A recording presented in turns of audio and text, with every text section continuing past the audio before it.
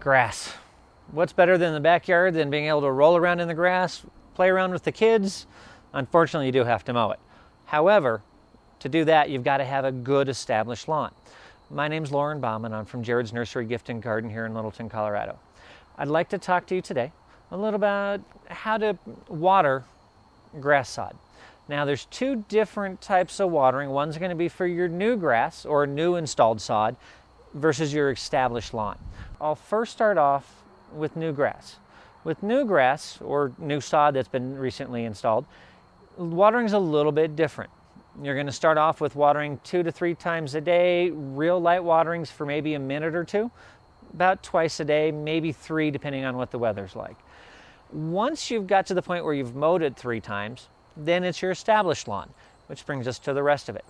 Normal watering on an established lawn kind of depends on the area you're in. You want to have, like for bluegrass, you need 1.5 inches of water a week. Fescue does better with about 1.5 inches to 2 inches. Ryegrass, a little bit, it can go with a little bit less than that. It gets a little technical trying to figure out how much, but the best thing to do when watering your grass is you want good deep soakings. If you get deep soakings, you can water for shorter periods of time and get deeper watering. It makes it easier on your grass. It stops a lot of the fungus, and it stops a lot of the bald patches in your grass, areas where the rabbits sit all the time and they eat it down to the ground. So what I would do when you're going to water your grass is you want to make sure you have good deep soakings. If you have a real sandy soil and the water goes through, you're going to have to water it a little bit longer, because if it's running through like a sieve or running through like a waterfall, it's hard for the grass's roots to be able to pick up that water. If you live in a very hard compact clay soil, such as a lot of the western part of the country, you've got to go with shorter waterings but more frequent.